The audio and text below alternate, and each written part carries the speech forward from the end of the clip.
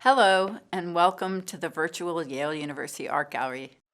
My name is Stephanie Wiles, the Henry J. Heinz II Director. I'm very pleased to welcome you to our second lecture of a four-part lecture and conversation series, Pablo Picasso at Yale, delivered by John Walsh. In this series, John explores the life and work of the most prolific artists of the 20th century, focusing on important works by Picasso and the Yale University Art Gallery's collection, and weaving them into a broader global framework. Last week, John introduced us to a young Picasso in Paris. Today, John will present his second lecture, Cubism, Picasso, and Still Life. John Walsh is an art historian, curator, museum director, and educator. He graduated from Yale College in 1961 and earned his master's and doctorate from Columbia University.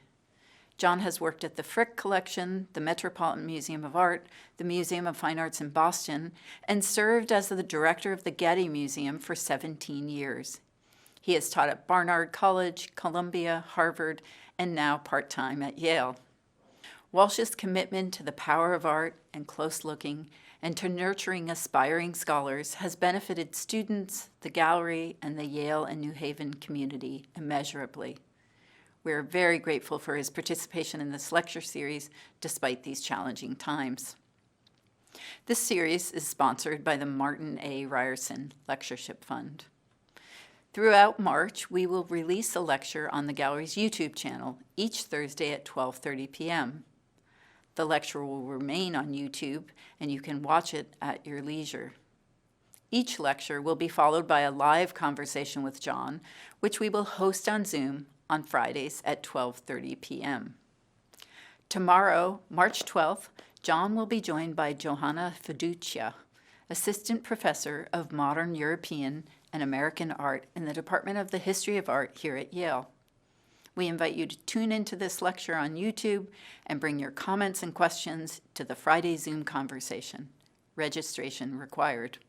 Thank you so much for joining us today. And now, without further ado, I'll open it up to John Walsh and his second lecture, Cubism, Picasso, and Still Life. Stephanie, thanks very, very much. In the second lecture, I'm going to talk mainly about Picasso's still life paintings, and I'm going to play havoc with chronology. You'll see what I mean. I'm going to show you many of the most novel images of still life subjects ever painted, and I'm going to try to make sense of them. My job gets hardest when Picasso used still life as a kind of laboratory for that series of radical experiments labeled, dismissively at first, Cubism. I'm going to start with this picture here at Yale that's not exactly Cubist, but it applies ideas from Cubism. It's about 6.5 feet high. I'm going to ask you just to relax for a bit and look for a few moments of video to give us a virtual walk to the painting and a sense of its scale. Then I'll show you the picture with some details.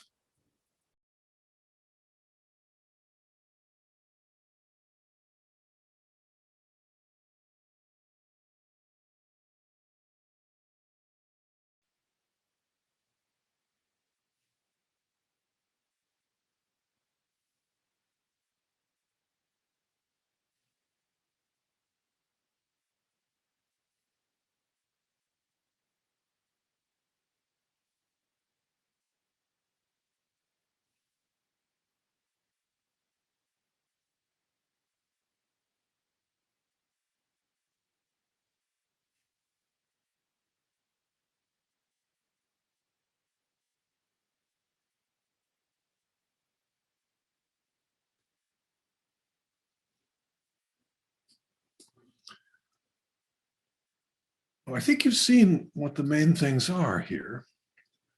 Blue sky, white table, a rooster, and a dog. Other things are a little harder to identify, but there's enough for us to go on.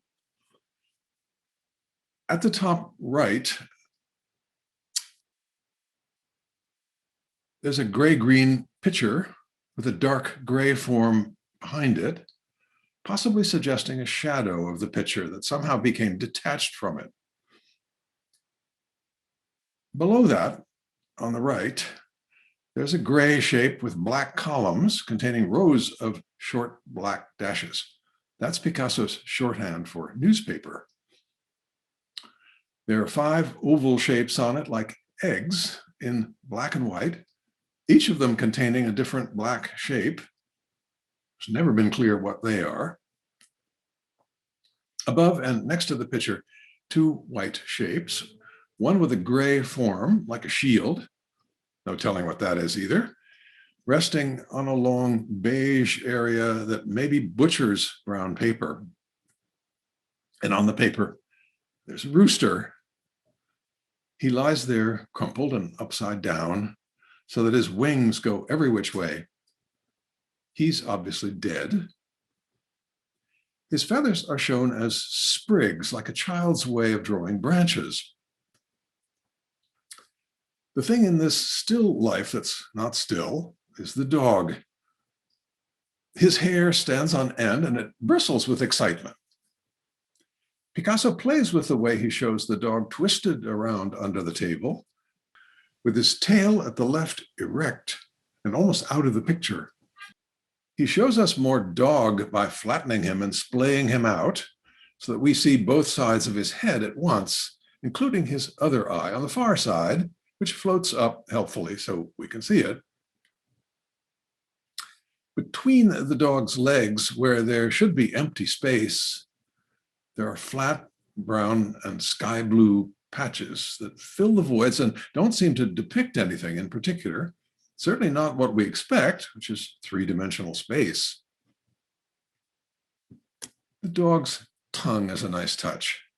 It manages to get itself in front of the butcher paper. And if you think that Picasso has gotten rid of any illusion of picture space, look at the dog's jaw. It casts a shadow. It says, the painter's in charge here, not the rules of perspective, or of gravity, or of modeling shapes with light and shadow. It says, whatever kind of logic you were expecting, there have been changes made. This is a game we're going to play with Picasso's rules. But Picasso doesn't create this image out of nothing. He's been looking at old master paintings most of his life. He's been painting still life for 20 years. He spent a lot of time in the Louvre, and he studied this competition it really is, from none other than Chardin, the most important French still life painter. Picasso only picks greats as rivals. At this point, in 1921, he's just 40 years old, and he's become rich and famous. Now, I'm going to give you a brief flashback, a kind of recap of his earlier years to remind us of how Picasso got here. Picasso was something of a child prodigy. He was born in Malaga. His father was an artist and a teacher. And Picasso had a solid academic training in Spain. He was 16 years old when he painted the deathbed scene at the left, which is extremely skillful in a sort of Dickensian sentimental way. When he painted himself there on the right, in a powdered wig, he was clearly a late adolescent trying out the old master look, an identity for himself. He became a figure in the Barcelona avant-garde before he turned 20. In 1900, he was drawn to Paris. He stayed for a few months, learned that this is where the action was going to be for an ambitious painter. In the following year, he had a show in a leading Paris gallery that got him the attention of critics and quite a few buyers. At first, his model was Toulouse-Lautrec, and Picasso took up painting the life of cafes and dance halls as a subject. That's the Moulin de la Galette at the right, made famous by the Impressionists and post-Impressionist painters. The self-portrait at the right was in the show in 1901. It's pretty flamboyant in color and brushwork, And in the title, Yo Picasso, I am Picasso, announcing his arrival on the scene. The pictures were mostly small and bright and focused on the louche side of Paris life, especially its women for hire. He lived and worked in a modest room with a series of mistresses, one of whom posed for this domestic scene, which includes the luxury of a vase of flowers there at the right. Flowers of a kind that he painted now and then, not particularly skillfully, but pictures like this had a good chance of selling, and they didn't require that he pay a model. Here at the right, Picasso tries something more elaborate with more or less success. The objects in the pictures are clunky, but the fruits are thickly painted with bright, saturated colors. Well, at this point, Picasso doesn't have the confidence that Henri Matisse does at still life. Matisse was a decade older than Picasso and quite sure about his choice of colors and textures. If Picasso died at 26, he'd be known today as a talented lesser painter at the turn of the century in the orbit of the so-called fauve painters, but with a distinctive empathy for the plight of poor people, the outcast inhabitants of the streets, cheap labor, circus performers, and the like. He'd be recognized as an artist who chose to paint enigmatic life-size figures with great sympathy. The climax of those is a picture of a company of circus performers in a desolate landscape. It's a metaphor, I think, for the insecure life of artists and perhaps humanity itself. In the first lecture, I showed another large painting of the same year by Matisse that celebrates quite a different possibility for the human situation. People are innocent, in a state of nature, at leisure, making love, dancing. All of this in a warm, benevolent, colorful Neverland. Matisse rather takes this all down to earth and sees the enchantment of Cézanne's bathers, takes it a long step further. Picasso was able to see both of these great pictures in 1906. He was ambitious enough to take them as a challenge for him to paint a major figure piece of his own, which he did in the following year.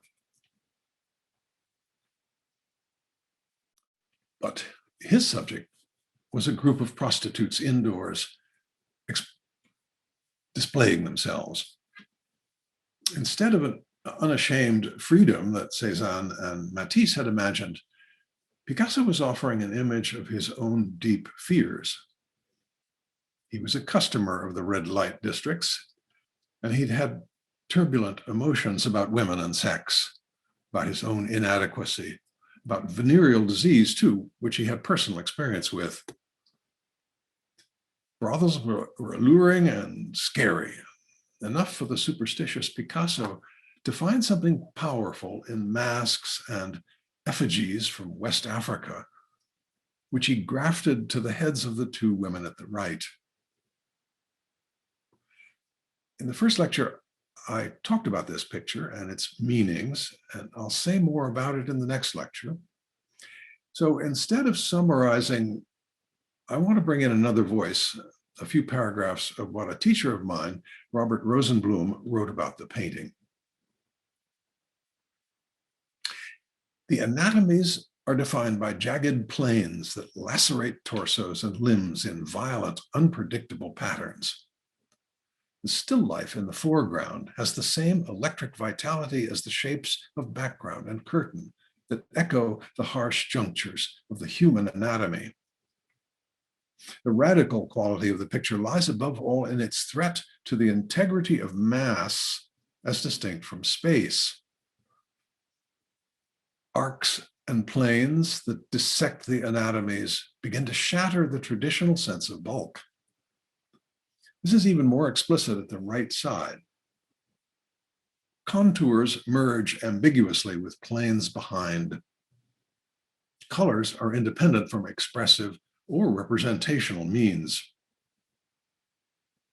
This new freedom in the exploration of mass and void, line and plane, color and value, independent from representational ends, makes the picture so crucial for the still more radical liberties of the mature years of Cubism. There's a still life in the Demoiselle. I've put a box around it. It plays a supporting role in the picture. It's what this worrying group of females has to offer you as a bonus. There's a tablecloth and a melon that sticks up suggestively, and some fruit, all flat and all precarious, seeming to spill towards us, the way the fruit does in Cézanne's pictures. Picasso painted a couple of more still lives that summer that are much more robust in color and solidly painted. This one is 2 feet high and over life size, like the Demoiselle, and it's aggressively crowded, strange and unsteady in the feeling it conveys. We can't tell what the blue drapery at the left belongs to, and the bowl and vase and the tabletop all seem to obey different systems of perspective, or maybe no systems at all. And there's another still life from this period, a really startling one. It's a composition that explodes upward with slashing forms and hot, saturated colors, as strident as anything painted in these years by the Fauve artists and even by the German expressionists. The scene is a painter's studio. In the back, you can see a gilt frame with a painting and a jumble of other studio stuff, including a palette and 5 brushes. On the table, around a skull, are an empty bowl and books and a pipe on the books, all part of the standard repertory of symbols for the brevity of life and the need to avoid attachment to worldly things, in this case, even attachment to art. Skulls had carried that message since the Middle Ages, and they were a stock prop down through the 17th century. Spanish painters used it, like Ribera on the right, whom Picasso had admired since childhood, and so did Cézanne, who died the year before. In fact, Pissarro may even have intended this picture to commemorate Cézanne. Still life was not as vitally interesting for Picasso during the next year or two. The Demoiselle had opened up new possibilities for how human bodies might be restructured and how picture space might be rethought. For a couple of minutes, I'm going to take you off the road of still life on a detour, and then we'll come back. In the Demoiselle, Picasso saw a motif in these great big women with elbows in the air, like a musical motif that he could develop and elaborate. So he did over and over in the months that followed. And you'll see more in the next lecture. In the middle here, Picasso creates something dance-like in the long curves of arms and legs and torsos playing off against each other and against the blue in between them. In the version at the right, he translates the rhythms into a blocky mass of reddish brown limbs and hands and mask-like faces. The geometry of the bodies becomes a schema. He reduces the colors to sort of terracotta, some red and blue for drapery, and green overhead to suggest a setting of forest and rock. In Picasso's imagination, these are primitive people. For the past 20 years or so, French artists had imagined many kinds of simpler existences. people in remote times and places, far from the stressful, competitive, oversimplified life of Paris, an over-sophisticated life, motivated by a mix of idealism and escapism. The warm islands of Polynesia for Gauguin, or the imaginary sort of children's books visions of a self-taught painter, Henri Rousseau, there at the left.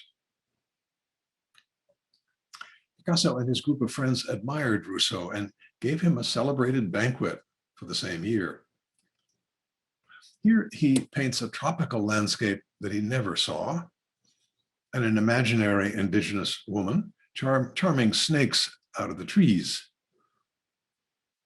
In the following year, Picasso paints several naive-looking landscapes on the right here, set in some mythic golden age, populated by wood nymphs who merge into the land and emerge from tree trunks.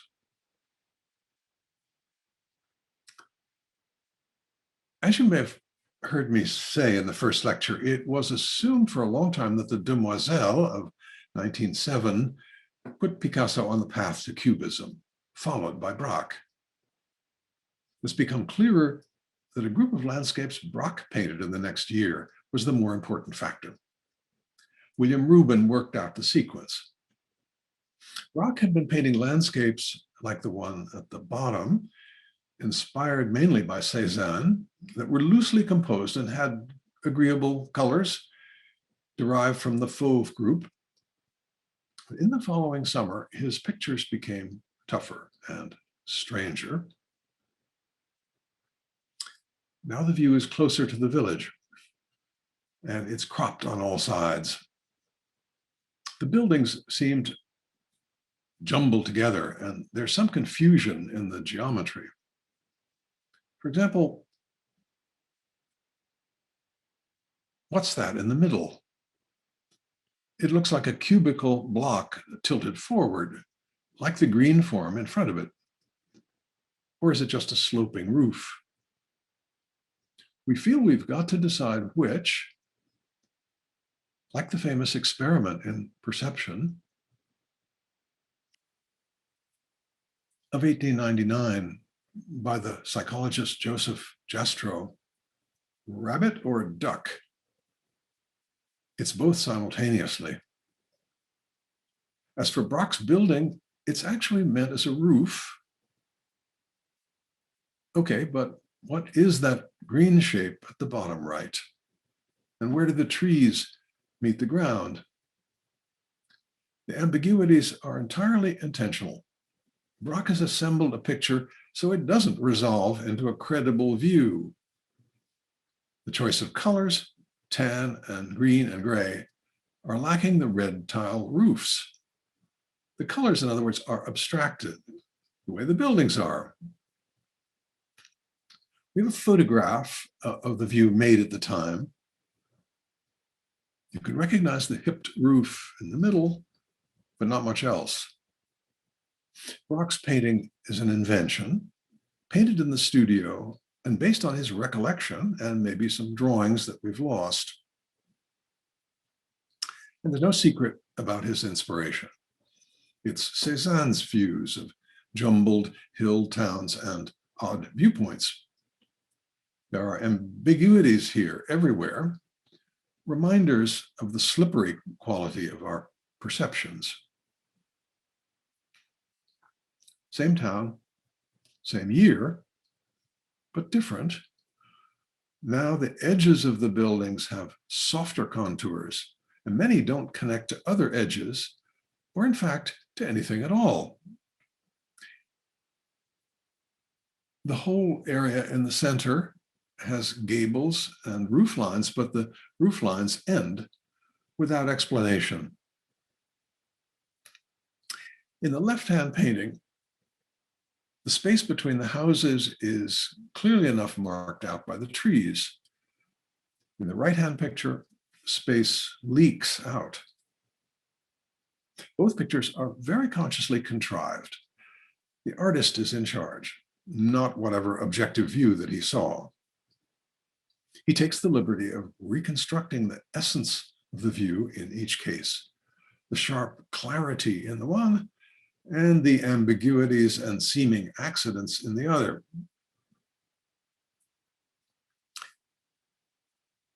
In the following year, Braque painted a harbor scene on the Atlantic coast with jostling boats under a gray sky.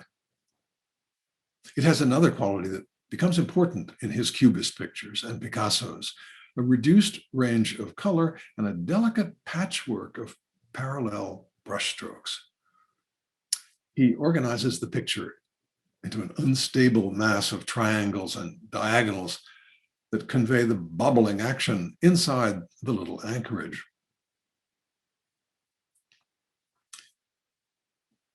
Picasso worked in a hill town in the highlands of Catalonia, obviously taken by the pictures that Braque had been making. Braque remained in the Ile-de-France and composed views of the town and the medieval castle of La Roche-Guyon with an effect something like what we saw at L'Estaque, the buildings clustered and separated by clumps of trees. The colors are reduced to ghostly grays and various greens. Braque and Picasso were moving in the directions that Cézanne's landscape had pointed to, abbreviating the geometries of the world using patches of color and often leaving areas between patches unfinished. When he started painting still life again later in the year, Picasso applied a similar logic to the fruit dish and the carafe at the upper right here, accentuating their planes and their sharp edges. It was a sort of homage to Cézanne that he chose not to finish the composition all the way out to the edges. In that way, choosing to display the actions of the brush and asserting his freedom not always to create picture space.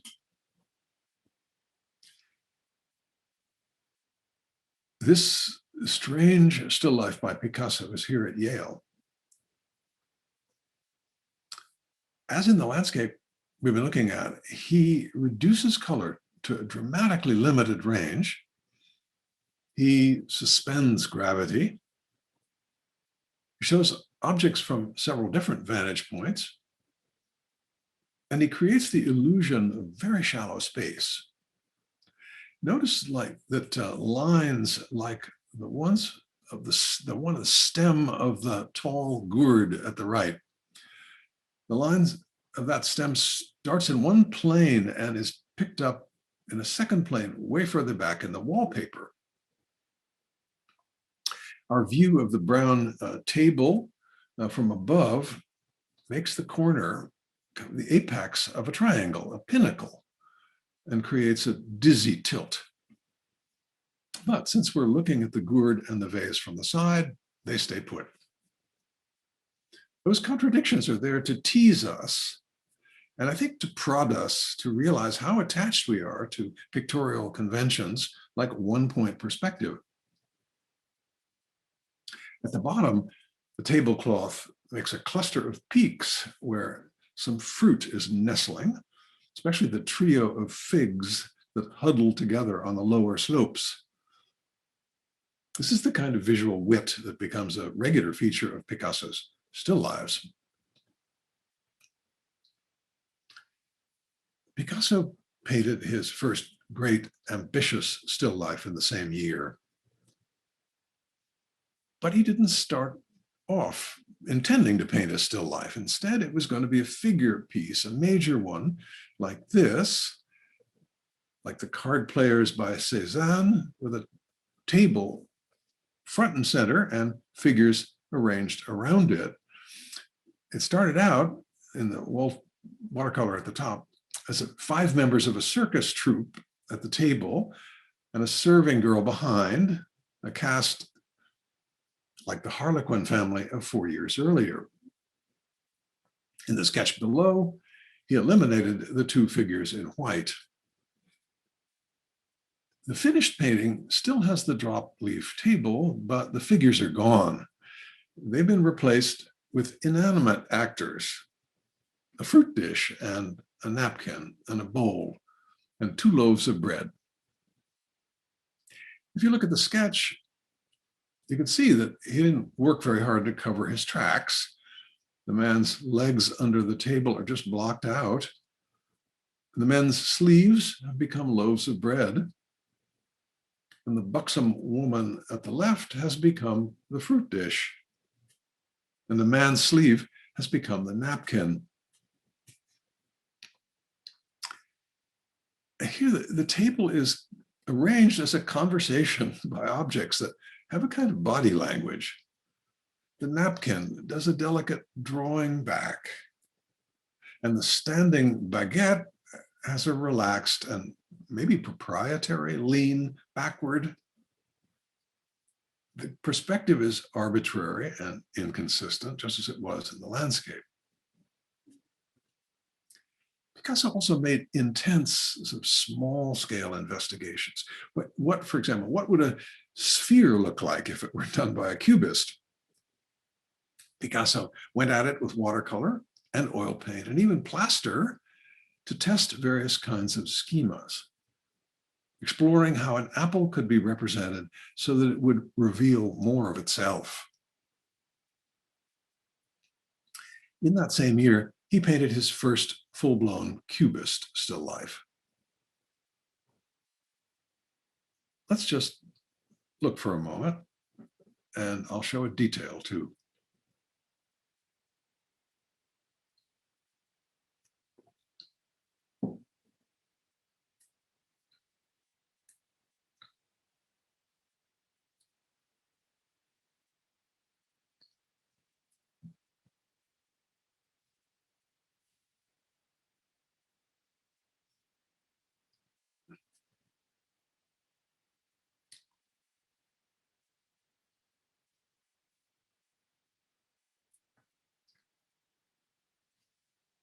Picasso creates the illusion of a very shallow space with a curtain behind and a brown table that seems at first sight to be sawn to bits. On the table are objects that are so fragmented and jumbled together, it's really hard to decipher them. Luckily, this is one of the few cases when we actually get help from Picasso himself. That rarely happened with Picasso, who preferred to say nothing by way of explanation, or actually to mislead. In 1971, William Rubin asked his friend Pablo about the picture and got him going. He made a couple of diagrams and some notes that he inscribed at the right there, documents against nature, against my nature, that is. At the lower left, the upright form with crisscross pattern is a wine bottle with a raffia wrapper. Next to it, that large cylinder with a diamond pattern like a hand grenade is actually a liqueur bottle. Over at the right, the cone-shaped thing with a wine glass is a wine glass with a straw. And above that, the big shape with what looks like a rooster is a wine pitcher with the head of a rooster, a botijo. Here is a botijo. And also down at the left, a liquor bottle, which is Anis del Moro, Mono rather, a Catalonian anisette that you can buy still in the stores. Picasso said he liked it because it reminded him of Harlequin up there at the top, one of Picasso's several alter egos. Without Picasso's help, most of us wouldn't have gotten very far in deciphering all of this. There are maybe also some books and playing cards scattered about, but I don't think Picasso intended this as a puzzle that we're supposed to solve by putting the pieces in their correct places. And good luck with that. I think that things are intended to misbehave. Look at the long fold of drapery that comes down from the top of the picture and ends up at the table. But at that point, it's morphed into a book. you can find a lot more examples of this kind of thing. And looking up close is just as rewarding in some ways as it is with old master paintings. These mostly abstract gray forms have lively surfaces because the brushstrokes are separate and distinct. He models them with forceful shading, and he gives them the effect of relief. And they're not all gray. They're tinted in places with subtle greens and browns. We get enough bits of the recognizable world of the French cafe to locate us, and enough 3D modeling and enough distinction between foreground and background to reassure us that we're still looking into the world of things. But Picasso's been playing a game of recognition with us, and he's made it harder. You can spot some of his clues, but the usual spatial relationships among them aren't there. Those polygons that represented the bottles in the rooster jug seem to have fallen away and gotten confused with other polygons that may have been suggested by other forms. Things have lost their distinctive textures and colors too. But as you saw in the detail, the surface of the painting is very powerfully modeled.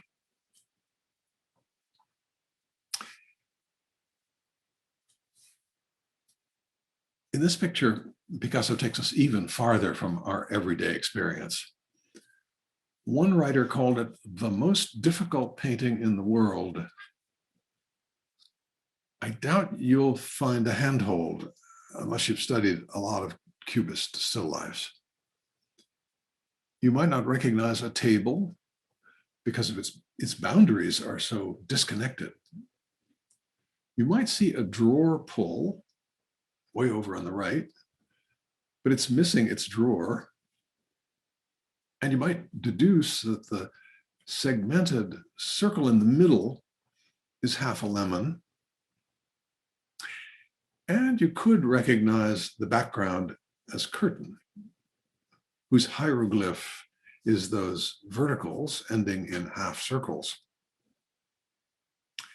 The rest is a flux of light and shade produced by short horizontal strokes of gray and brown playing over and among the forms. I can't call them things, the forms contained in an armature of lines. Well, at this stage, Picasso has so altered the language of painting that it's best to experience a Cubist painting like this the way we listen to music, for the sensuous experience of sound, organized by rhythm and pitch and melody and timbre, complex and intriguing, but untranslatable, and requiring of us nothing outside itself, nothing but our attention. I have some more to say about music in Picasso's time in the next lecture. Still, you may wonder why he would want to make his art so difficult. One of the motives certainly was to encourage us to break our habit of expecting painting to imitate the world. Architecture doesn't, music doesn't. If art is going to be relevant to modern life, shouldn't artists re-examine the old rules of perspective, modeling, and color? Why not a new art that deals with reality by reflecting the ambiguities and the complexities of our lives? Already by 1850, Baudelaire had defined a duty of modern art. It's to express that specific beauty which is intrinsic to our new emotions. What generated those new emotions, new feelings, new ideas, were dramatic shifts all through the century in society, in science and technology, and especially in what could be known about perception and about the fluid associations of the mind. Those changes were accelerating in Picasso's lifetime and discussed all the time in Picasso's circle. And while he was eager to throw off the stale conventions in response to new emotions, he knew he could do that better by retaining links with older art, using some of its traditional subjects like still life to play off against our expectations. And as for abstract art, Picasso thought it was impossible. He told a writer in 1935, there is no abstract art. You must always start with something. Afterward, you can remove all traces of reality. There's no danger anyway, because the idea of the object will have left an indelible mark. It's what started the artist off, excited his ideas, and stirred up his emotions. Ideas and emotions will in the end be prisoners in his work. Whatever they do, they can't escape from the picture. Picasso took another step toward the boundary of abstraction in a project of that same summer, a series of etchings for a book by his poet friend, Max Jacob. If it weren't for the title of this etching, which is La Table, and what looks like a key in the drawer, I don't think we'd get anywhere deciphering it. Picasso worked all summer at Cadaqués in the Mediterranean coast, producing paintings of other subjects besides still life. There were figures as well as portraits in this severe monochrome, which we'll return to in the following lecture. And back in Paris, Picasso and Braque visited each other regularly, and once in 1911, they spent a couple of weeks together at work. There was competitiveness and there was mutual admiration. They compared each other's work frequently. It's often difficult to tell one artist's work from the others. And for a while, they decided not to sign their pictures, thinking of them as a mutual endeavor. Braque said later on, we were like a couple of mountain climbers roped together. This is the phase that was christened analytical cubism. Picasso's biographer, John Richardson, summarized what he was trying to do in terms of the artist's refusal to create illusion. Everything had to be tactile and palpable, not the least space. Palpability made for reality. And it was the real rather than the realistic that Picasso was out to capture. A cup or a jug or a pair of binoculars should not be a copy of the real thing. It need not look like the real thing. It simply had to be real as the real thing. And so there would be no more falsehoods, no more three-dimensional simulation. Well, there's a bottle here standing upright, left of center. It doesn't look much like the real thing. There's a glass with wine in it and a fork and a knife all on a table. The curator in Cleveland kindly made a diagram to give us a kind of a leg up. You see a tall bottle with a cork in it to the left of center, the neck of another bottle in the center, and a wine glass at the lower left on the table, where to the right, there's also a fork. And up a ways at the far right, there's a knife kind of levitating. The structure of the whole thing is intricate, and the uprights are not exactly vertical, giving a sense of being a little askew. And it's in an oval with its short side down, making it feel tippy. What's new here is the fragments of words stenciled at the upper left, FE20, probably from Café and the street number. And at the top, a bit of masthead of a newspaper that Picasso read regularly, L'Intransigeant. And under that, Paris. We're in the natural habitat of this phase of cubism, the smoky brown bar. Here's another more difficult still life at the right. You can make out the sloping shoulder of a similar tall bottle with its round seal facing us. There are some moldings and volutes here and there to suggest a table, and I don't know what else.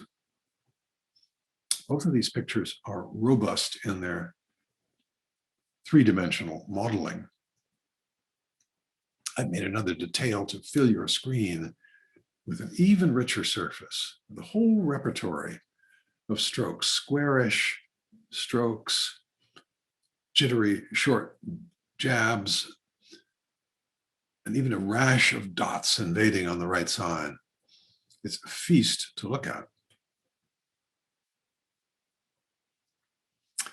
That summer, Picasso painted a still life that's nearly 6 feet wide and exceptionally ambitious. It's got a lot of the apparatus of a cafe, the tables, wine glass, newspapers, and indecipherable other stuff. But now with 2 dead birds upside down, wings splayed out, claws in the air, foretelling the dead rooster that we began this lecture with. It's my duty to report that, according to one reputable scholar, Picasso intended a religious reading of this picture. The 3-part format may suggest an altarpiece. The letters cut off at the very top are CHR, possibly Christ. The dead birds would stand for Christ's sacrifice. I'm extremely doubtful about all that, but life and death are certainly there. The newspapers, to speak of ordinary life, led day to day. The birds, reminders of the inevitable end of life. So all of that served up in a spirit of playfulness. The most prominent word fragment here, J-O-U, jou, could be part of jouer as well as journal. In their imagery, Braque and Picasso had reached a high degree of difficulty.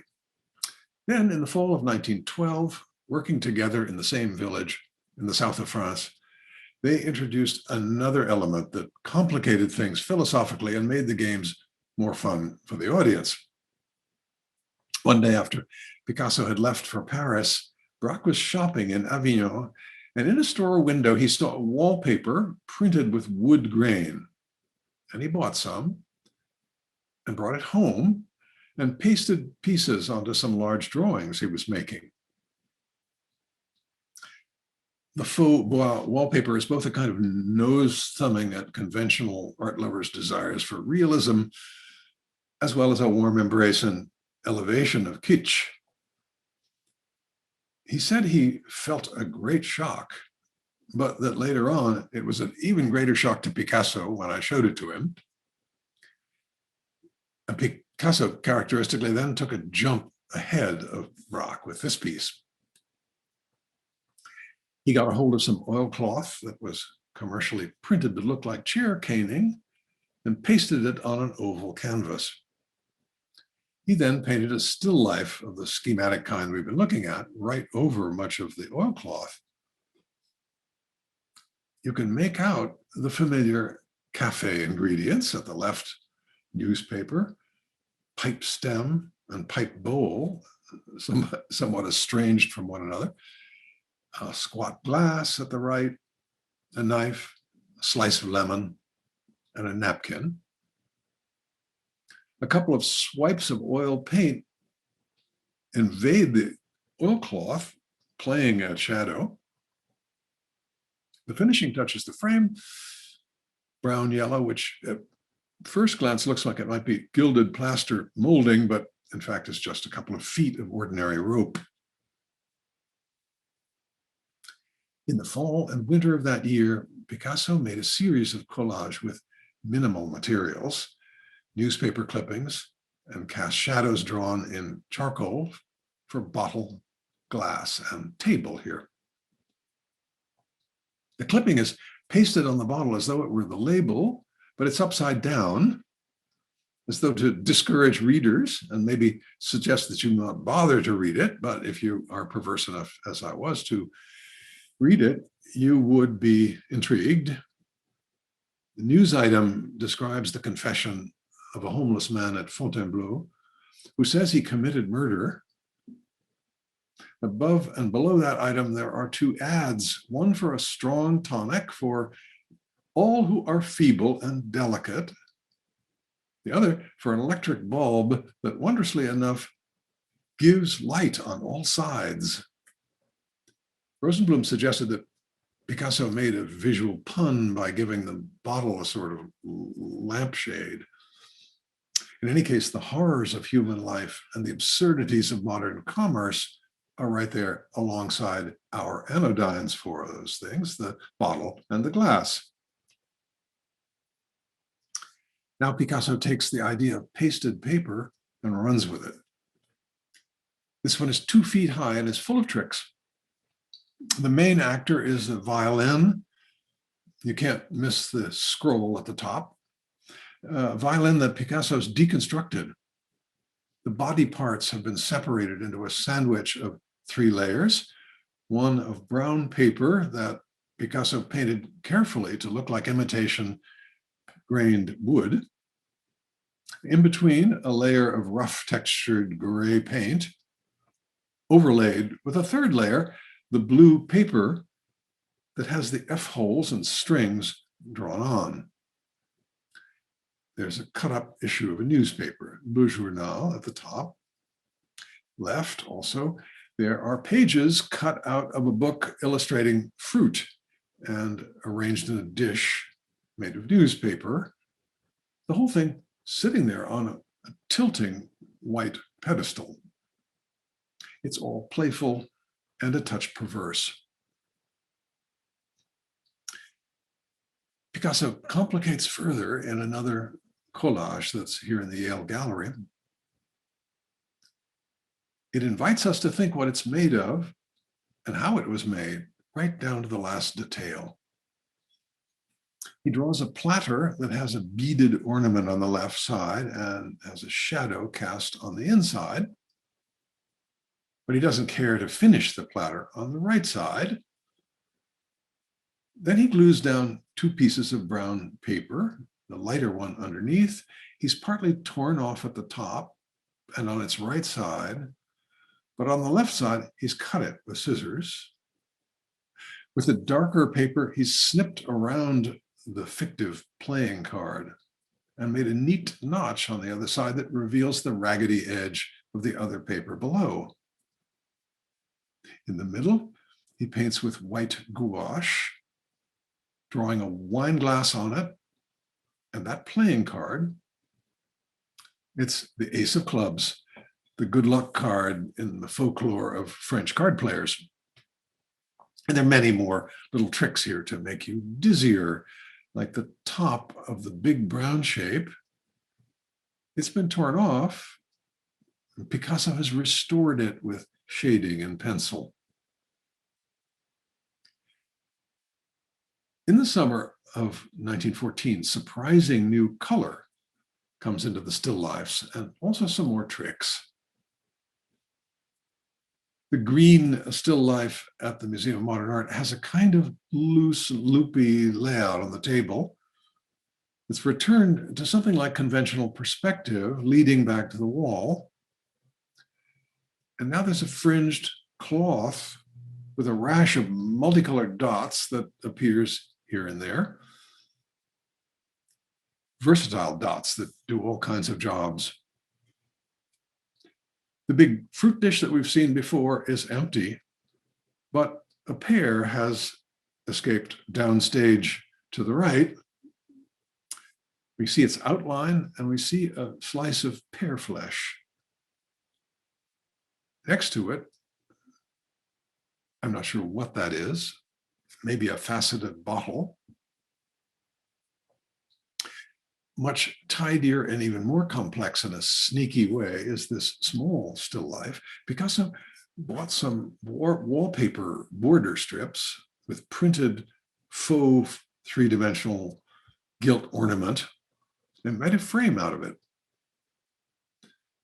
Inside the frame, and on top of some patterned paper, he painted a pasted a rectangle of brown paper and gave it a faux shadow. And then he painted a white pipe and 2 pages of music. Over those, he painted 2 rashes of dots. One goes under the pipe bowl, the other goes over it.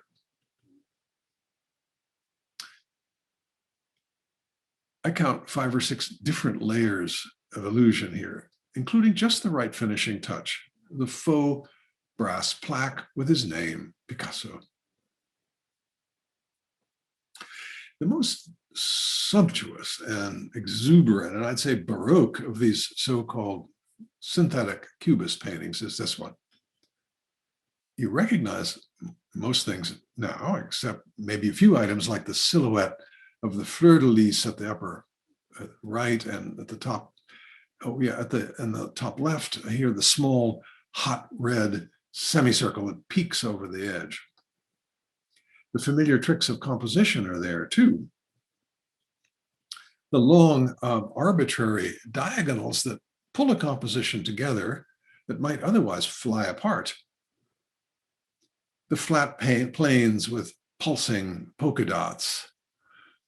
The decorative patterns and the snippets of decor like the heavy chair rail at left and right that's set free to go wherever, to whatever level the artist pleases. Because I spent the war years in Paris as a citizen of a non-combatant country, Spain, and a certain sense of desolation can be felt in some of his pictures. You may feel that in this large, thickly painted painting. The fireplace with a mirror is empty and unsteady. The mantle supports a precariously placed deconstructed guitar with sheet music, whose instability feels ominous. We've circled back now to the still life where we started. I want to provide a little more context for this picture. You saw at the beginning how still life suited Picasso's wish for a radically modern take on the conventions of painting. I mean, it showed you this painting in the Louvre, which surely gave Picasso the motif and the format. It's by the greatest of all still life painters. And it's not the type of small, simply composed picture that Chardin is famous for, but it's a great big Baroque canvas full of showy stuff. A buffet loaded with delicacies, and a would-be predator, a hungry spaniel with a tail erect with desire, who's being squawked at by a vigilant parrot in the upper right, which you might not see too well on your screen, and for which I hope you'll take my word. Picasso had a vast image base in his retentive mind after many, many museum visits. He surely saw that painting, and I think he may well have remembered what Chardin put there, not just food and the dog, but an encounter. Dog, food, angry bird.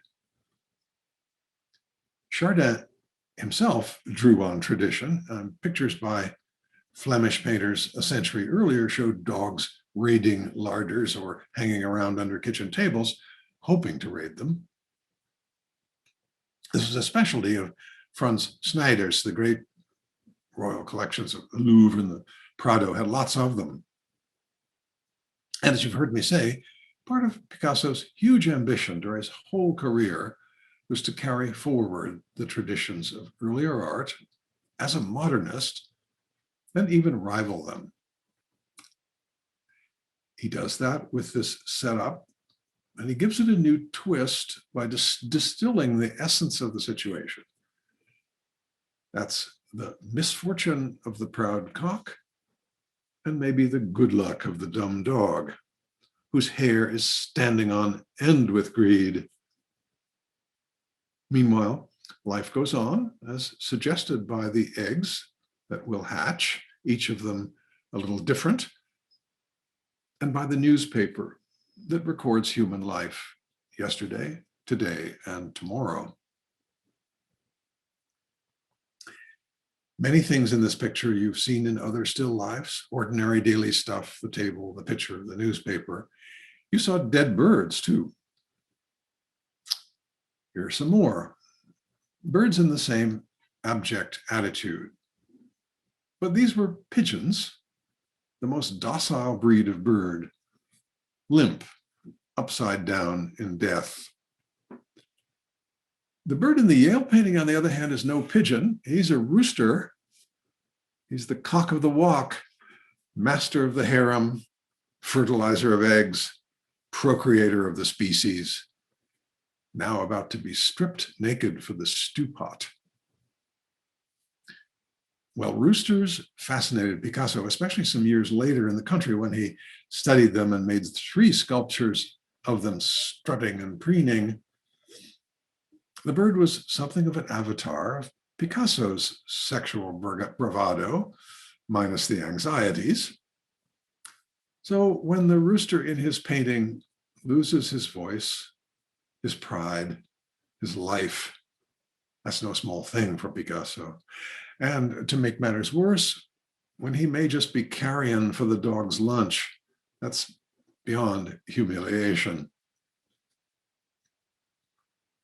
Just to be pedantically complete, in the middle is maybe his last treatment of the subject of the cock come to grief. It's all there, the bound feet, the severed neck, and the knife that did the job. I want to show you a couple of examples of Picasso's still lifes after he painted the dog and the cock.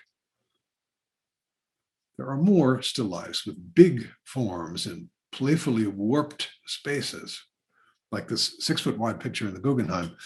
You have no trouble recognizing most of the objects now, the mandolin, the pitcher, the fruit, the guitar. You're expecting those things to be crazily distorted, like the instruments, or encoded, like the fruit. But now the colors are clangorous with the yanked around perspective of the floor and the walls and the windows is not just arbitrary, but mischievous. Within a year of this, Picasso can paint a still life with just 3 colors and the merest suggestion of form. Hardly more than the bits of table, as abstract, as close to abstract as he ever gets. Maybe, though, these are even closer. Picasso's imagination in still life is quite unpredictable. The austere still lifes in the upper left here anticipate the 60s and 70s in this country and Italy, Arte Povera and Richard Tuttle in America. At the upper left, all that's left to signify guitar is the roughly squared off outline, snipped out of muslin, sewn at the edges, and trussed down with string. To the right, a piece of kitchen towel with a sound hole and a newspaper clipping next to it, maybe to suggest a side view. And again, strings, just 2. Picasso is stripping representation to the fewest possible clues and using worthless scraps and shreds for these. And these aren't modest little experiments. These are 4-foot-high paintings. And the quick little drawing at the left shows that he wasn't improvising. He planned both of these pieces with care.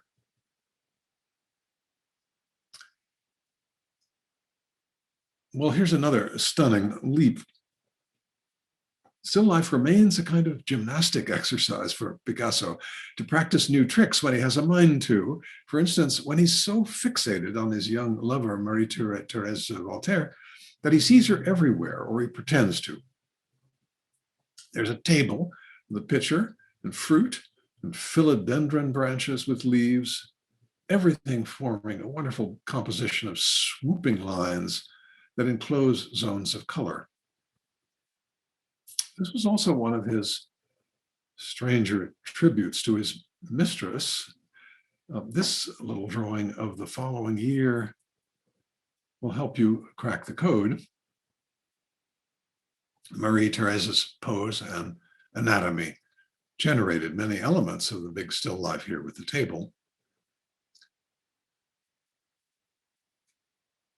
Finally, there are pictures 10 years apart here, separated by emotional crises, breakups, the German occupation of France.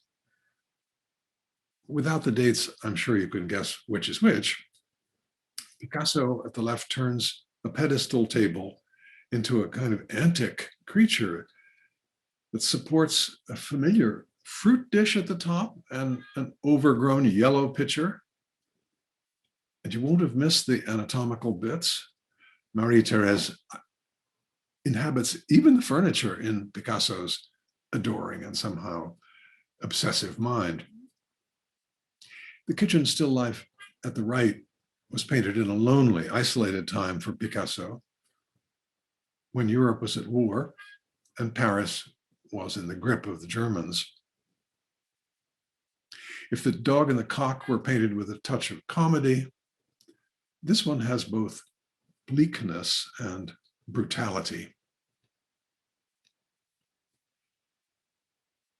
In the next lecture, we're going to look at Picasso's Cubism again, but this time from a different angle, looking at his ways of treating the figure as an experimental subject. So please stay well, and please come back.